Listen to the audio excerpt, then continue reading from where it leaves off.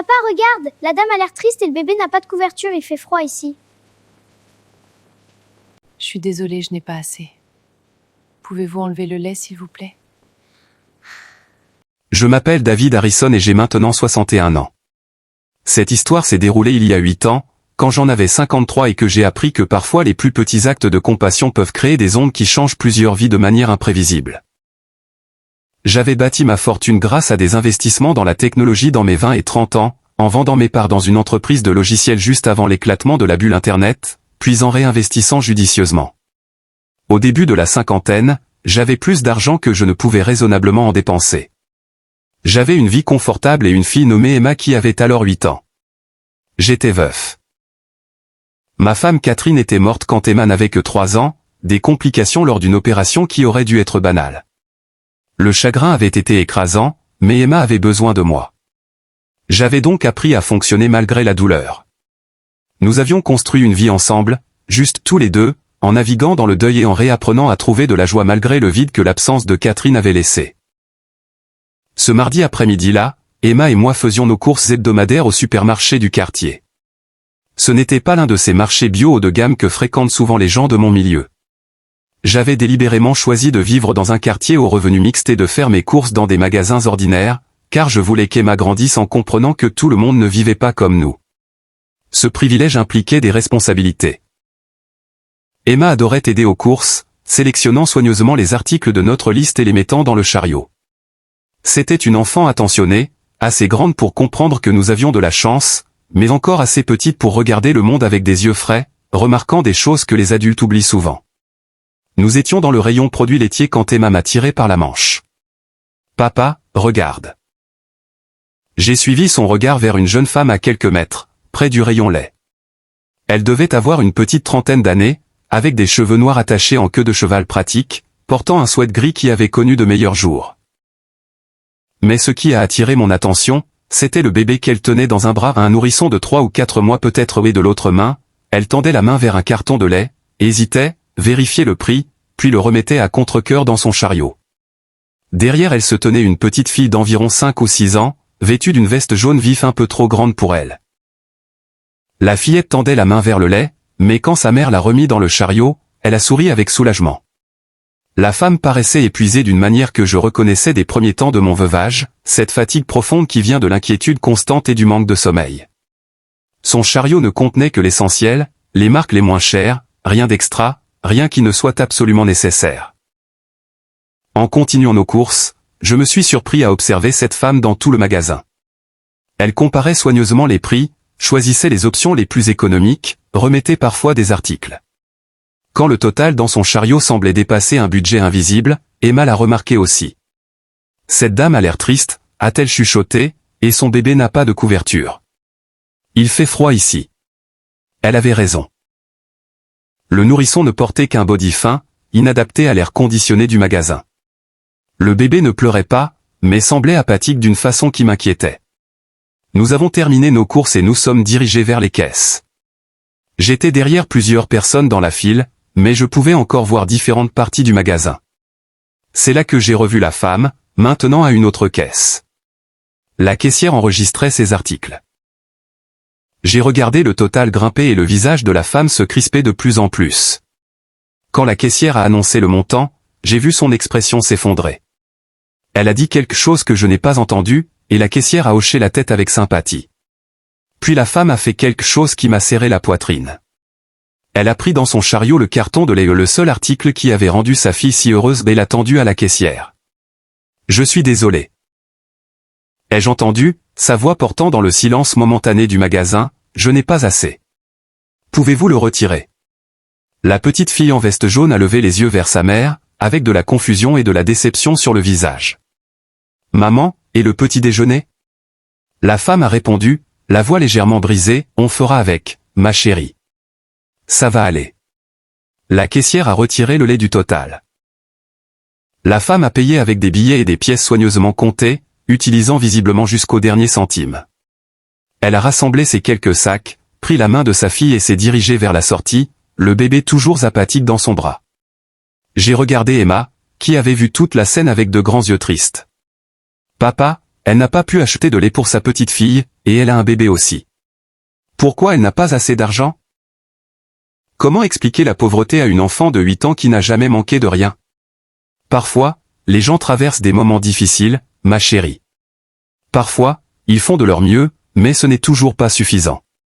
On peut les aider. J'y pensais déjà. Oui, Emma, je crois qu'on peut. J'ai rapidement payé nos courses, puis j'ai dit à Emma d'attendre avec notre chariot un instant. J'ai pris un autre chariot et je l'ai rempli rapidement. Lait infantile, couches, petits pots pour bébé, pain, œufs, poulet, fruits, légumes, pâtes, sauces, céréales, beurre de cacahuètes, confiture, fromage, jus, tout ce qu'une famille en difficulté pourrait avoir besoin, plus quelques extras, une couverture chaude pour bébé, une petite peluche pour la fillette, des produits d'hygiène de base. Le chariot était plein en quelques minutes. Emma a regardé avec approbation pendant que je passais rapidement en caisse une seconde fois pour tout payer. Qu'est-ce qu'on va faire? A demandé Emma pendant que nous chargions les deux chariots, le nôtre et celui pour la femme, et que nous nous dirigions vers le parking. On va aider cette famille. Tu peux m'aider à les chercher? Nous avons scruté le parking et repéré la femme en train de charger ses quelques sacs dans une vieille voiture qui semblait à un panne de la casse. La petite fille était déjà installée dans son siège auto à l'arrière, et la femme essayait d'attacher le bébé tout en jonglant avec ses sacs. J'ai poussé le second chariot jusqu'à sa voiture. Excusez-moi, madame. Elle a levé les yeux, surprise et un peu sur la défensive. Quand on est dans le besoin, les approches inattendues d'inconnus suscitent souvent de la méfiance plutôt que de l'espoir. Je suis désolé de vous déranger. Ai-je dit rapidement, mais ma fille et moi avons vu ce qui s'est passé à la caisse, et nous voulions vous aider. Nous avons acheté des courses pour votre famille. S'il vous plaît, acceptez-les. La femme a fixé le chariot débordant, puis moi, puis Emma qui se tenait à côté de moi avec un sourire encourageant. Je ne comprends pas. Vous avez acheté tout ça pour nous? Oui, madame. Parce que vous ne devriez pas avoir à choisir entre nourrir vos enfants et payer vos factures. Tout le monde mérite de l'aide quand il en a besoin. Ses yeux se sont remplis de larmes. Je ne peux pas accepter. C'est trop. Vous ne me connaissez même pas. Ça n'a pas d'importance. Ce qui compte, c'est que vous avez 2 enfants qui ont besoin de manger, et nous sommes en mesure d'aider. S'il vous plaît, laissez-nous vous aider. Son sang-froid a craqué. Elle s'est mise à pleurer, essayant d'étouffer ses sanglots pour ne pas réveiller le bébé qu'elle venait d'attacher. Vous ne comprenez pas ce que ça signifie. J'ai perdu mon emploi la semaine dernière. Mes économies sont épuisées. Mon loyer est en retard. J'essayais de faire durer $12 jusqu'à ce que mon chèque chômage arrive dans 3 jours. J'ai dû choisir ce que j'allais nourrir mes filles, et il n'y avait pas de place pour le lait dans le budget. Elle a regardé le chariot plein. C'est plus que ce que j'ai eu depuis des semaines. Je ne sais pas comment vous remercier. Vous n'avez pas besoin de me remercier. Laissez-moi juste vous aider à charger dans votre voiture. Pendant que nous transférions les courses, la petite fille en veste jaune a collé son visage à la vitre, regardant avec de grands yeux. Quand elle a vu le lait, son visage s'est illuminé d'une joie si pure que j'en ai eu les larmes aux yeux. « Tu as repris le lait, maman » a-t-elle crié. « Mieux que ça, ma chérie » a répondu la femme, la voix encore chargée d'émotion. Ce monsieur gentil et sa fille nous ont acheté plein de nourriture. Une fois tout chargé, la femme m'a tendu la main. Je m'appelle Jennifer. Jennifer Martinez. Et merci ne semble pas suffisant, mais merci. Vous n'imaginez pas ce que ça représente pour ma famille. Je m'appelle David, et voici ma fille Emma. Et en fait, si, je sais ce que ça représente. J'ai été parent seul essayant de joindre les 2 bouts, avant que des investissements chanceux ne changent ma situation. Je me souviens de ce que ça faisait de faire des calculs mentaux à la caisse en priant pour que le total ne dépasse pas ce qu'on avait dans le portefeuille. Jennifer s'est essuyé les yeux. J'ai l'impression de rêver. Ce genre de choses n'arrive pas dans la vraie vie. Si, ça arrive. Emma a ajouté, papa dit qu'on doit aider les gens quand on peut, parce que c'est comme ça qu'on rend le monde meilleur. Jennifer a souri à Emma à travers ses larmes. Ton papa a raison. Et tu es une petite fille très spéciale pour te soucier de gens que tu ne connais même pas. Avant de nous séparer, j'ai fait quelque chose qui m'a semblé juste sur le moment. J'ai sorti mon portefeuille et j'ai donné à Jennifer ma carte de visite ainsi que 5 billets de $100. Je ne peux pas prendre ça, a protesté Jennifer en regardant l'argent. Vous avez déjà fait tellement. S'il vous plaît, pour votre loyer, pour l'essence, pour ce dont vous avez besoin pour passer les prochaines semaines en attendant de vous organiser. Et appelez-moi à ce numéro si vous avez besoin d'autre chose, référence professionnelle, aide pour trouver du travail, n'importe quoi. J'ai des contacts dans plusieurs secteurs. Peut-être que je peux aider. Jennifer a fixé l'argent et la carte comme s'il venait d'un autre monde. Pourquoi faites-vous ça? Vous ne me connaissez pas. Je pourrais être n'importe qui. Vous êtes quelqu'un qui lutte pour s'occuper de ses enfants. C'est tout ce que j'ai besoin de savoir. Prenez soin de vos filles, Jennifer. Et rappelez-vous qu'accepter de l'aide n'est pas une faiblesse. C'est de la sagesse. Emma a fait un petit signe de la main à la fille aînée de Jennifer à travers la vitre, et la fillette a répondu avec enthousiasme. Tandis que Jennifer s'éloignait en voiture, Emma m'a pris la main. C'était bien, hein, papa? On les a aidés. Oui, ma chérie. On les a aidés. Le bébé n'avait même pas de couverture. Maintenant, il en a une. Et la petite fille aura du lait pour le petit déjeuner. C'est exact. Emma est restée silencieuse un moment. Papa, on a vraiment de la chance, hein? On n'a jamais à se demander si on peut acheter du lait. On a beaucoup de chance, Emma. C'est pour ça qu'il est important d'aider les autres quand on peut. Je pensais que ce serait la fin. Un simple geste de bonté. Un moment de connexion, puis chacun reprendrait sa vie. Mais Jennifer a appelé le numéro de ma carte 2 jours plus tard. Monsieur Harrison, c'est Jennifer Martinez, du supermarché.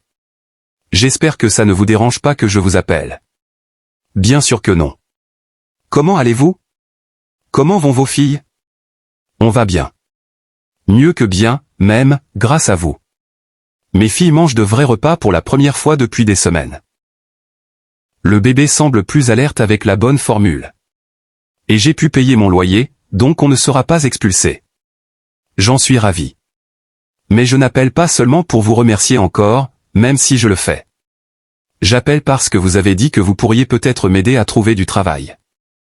Je suis spécialiste certifié en facturation médicale, mais j'ai perdu mon emploi quand la clinique où je travaillais a fermé brusquement. J'ai postulé partout, sans succès. Envoyez-moi votre CV. Je connais plusieurs personnes dans l'administration de santé. Laissez-moi voir ce que je peux faire. Au cours des semaines suivantes, j'ai passé des coups de fil, envoyé des emails, mobilisé mes contacts accumulés au fil des décennies. Je n'essayais pas d'obtenir un traitement de faveur pour Jennifer. Ses qualifications étaient solides. J'essayais simplement de faire en sorte que ces candidatures soient vues par de vrais humains plutôt que filtrées par des systèmes automatisés. 3 semaines après notre rencontre au supermarché, Jennifer a commencé un nouveau poste dans un grand cabinet médical, avec un bon salaire et des avantages. Elle m'a appelé pour me le dire, en pleurant encore, mais cette fois de soulagement et de gratitude. Je peux subvenir aux besoins de mes filles maintenant. On va s'en sortir. Je suis tellement heureux pour vous, Jennifer. Puis-je vous inviter, vous et les filles, à dîner pour vous remercier correctement? Ce ne sera pas un endroit chic, mais j'aimerais vraiment faire quelque chose. Emma et moi avons retrouvé Jennifer, Mia, la fillette de 5 ans, et Sophia, le bébé, dans un restaurant familial simple le week-end suivant. C'était un repas ordinaire, rien d'extraordinaire, mais empreint d'une vraie connexion et de gratitude sincère. Mia et Emma se sont tout de suite bien entendues, découvrant qu'elles aimaient toutes les deux dessiner et inventer des histoires imaginatives. Sophia, maintenant bien nourrie et soignée, était alerte et souriante, contrairement à ce jour au supermarché. Elle était en échec de croissance, a avoué Jennifer à voix basse pendant que les filles coloriaient ensemble. Je n'avais pas assez d'argent pour la formule, alors je la diluais pour la faire durer plus longtemps. Je savais que c'était mal, mais je ne savais pas quoi faire d'autre. J'essayais d'allaiter, mais mon lait s'était tari à cause du stress et de la malnutrition. La formule et la nourriture que vous avez achetées lui ont littéralement sauvé la vie. La gravité de ces mots m'a frappé fort. J'avais pensé aider une famille en difficulté. Je n'avais pas réalisé que je sauvais potentiellement la vie d'un bébé. Dieu merci, vous étiez là ce jour-là, a continué Jennifer. Dieu merci, vous avez remarqué et vous avez aidé. Vous avez tout changé pour nous. Ce dîner a marqué le début d'une amitié qui dure depuis 8 ans. Jennifer est devenue partie de notre famille élargie, et ses filles comme des sœurs pour Emma. Nous avons célébré les fêtes ensemble, nous nous sommes soutenus dans les épreuves, partagé joie et peine. Jennifer a réussi dans son nouveau travail, obtenant même une promotion au poste de superviseuse. Elle a déménagé dans un meilleur appartement, puis acheté une petite maison. Elle m'a remboursé chaque dollar que je lui avais donné ce jour-là, même si j'avais insisté que c'était un don, pas un prêt. C'est important pour moi, a-t-elle expliqué. Pas parce que je n'apprécie pas ce que vous avez fait, mais parce que j'ai besoin de savoir que je peux m'occuper de ma famille moi-même. Accepter de l'aide quand j'en avais désespérément besoin était nécessaire. Mais maintenant, je suis en mesure de tenir sur mes propres jambes, et ça compte. J'ai compris. La dignité compte. L'indépendance compte. Savoir qu'on peut survivre par ses propres moyens compte. Mais Jennifer a fait autre chose avec sa stabilité retrouvée. Elle a commencé à aider les autres. Elle s'est portée volontaire dans des banques alimentaires, a fait des dons à des foyers pour familles, et s'est mise à remarquer les gens en difficulté comme elle l'avait été. Vous m'avez appris quelque chose ce jour-là, m'a-t-elle dit un jour. Remarquer compte. Se soucier des inconnus compte. Nous avons tous la responsabilité de nous entraider. Je ne peux pas donner des milliers de dollars comme vous, mais je peux acheter des courses pour une maman en difficulté. Je peux donner à des organisations qui aident les familles en crise. Je peux remarquer et me soucier. Emma a appris, elle aussi. Cette rencontre au supermarché, suivie de années d'amitié avec la famille de Jennifer, a façonné sa compréhension du privilège, de la responsabilité et de la compassion. Elle a fait du bénévolat dans des banques alimentaires adolescentes. Elle a choisi le travail social comme majeur à l'université, voulant aider des familles comme celle de Jennifer à traverser des moments difficiles. Elle a appris à remarquer, à se soucier, à agir. Ce jour au supermarché a changé ma vie. M'a-t-elle dit récemment. Elle a 16 ans maintenant, réfléchie et compatissante. J'avais 8 ans et j'ai vu une femme obligée de rendre du lait parce qu'elle ne pouvait pas se le permettre. Et je t'ai vu intervenir pour aider, sans jugement, sans la faire se sentir honteuse. Tu m'as montré ce que signifie utiliser son privilège de manière responsable. 8 ans plus tard, je repense souvent à cet après-midi du mardi. À une jeune mère fatiguée essayant de faire durer 12 dollars sur 3 jours. À une petite fille en veste jaune regardant sa mère rendre le lait dont elles avaient besoin. À un nourrisson en échec de croissance parce que sa mère ne pouvait pas se permettre assez de formules. Je pense à combien il aurait été facile de détourner le regard, de me mêler de mes affaires, de me dire que ce n'était pas mon problème.